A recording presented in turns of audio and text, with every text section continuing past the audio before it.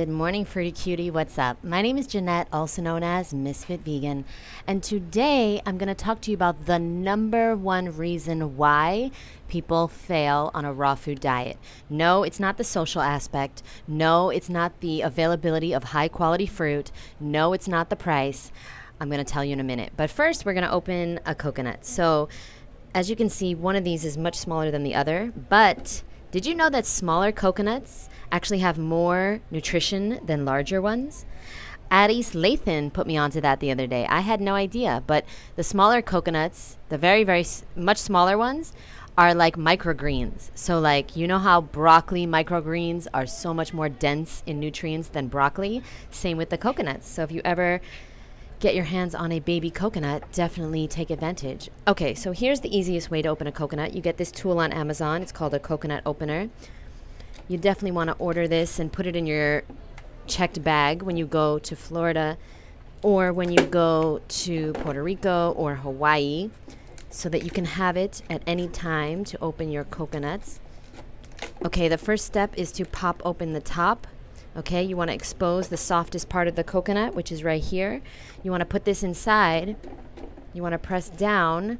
Be careful because the water might squirt everywhere. And there you go. There you have it, my boo. So, oh, sorry, you cannot see. There you have it. Fresh coconut water. Now, hold on one second.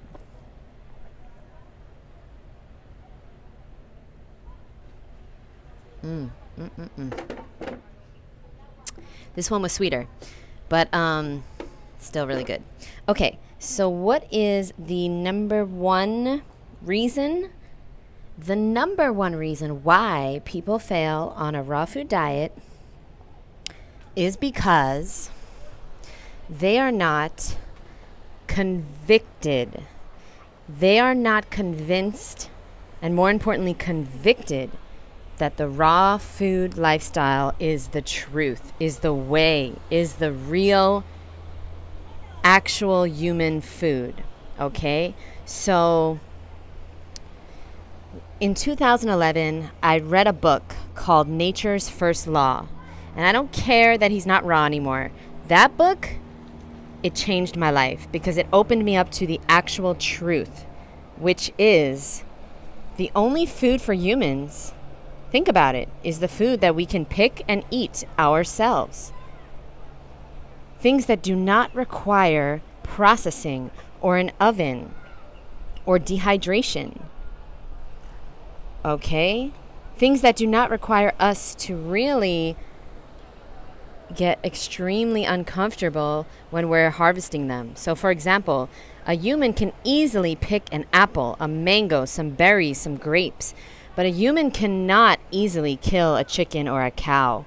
A human cannot easily eat rice unless we have a stove and we have a water and we have a pot and we have fire, electricity, okay? I'm talking about things like lettuce and grapes and mangoes and berries and jackfruit and soursop and, you know, all these things, coconuts that we can just open, or even not just open, just like pick and eat. Okay, you pick a grape, you eat the grape, right?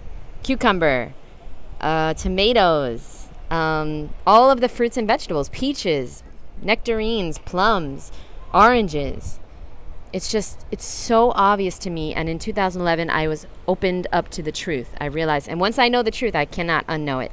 So that's the reason why people do not stick to a raw food diet. They have not been fully convinced that raw foods is the only foods that humans should be eating.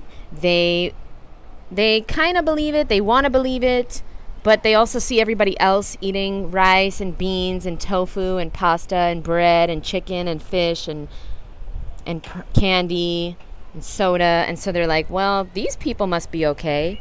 But the truth is that these people have diseases.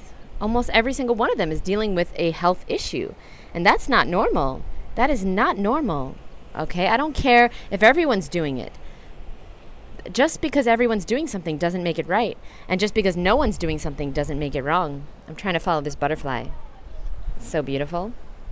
So that's why I choose a raw food lifestyle, because I realized in 2011 that it just made sense. It just made sense that we would be designed to eat the food that we can eat easily from nature. Okay. Oh, look at that iguana. That's a cool one. It's different colors. Can you see him? He's doing push-ups for y'all. That's the Goggins of iguanas. Okay, so basically, conviction.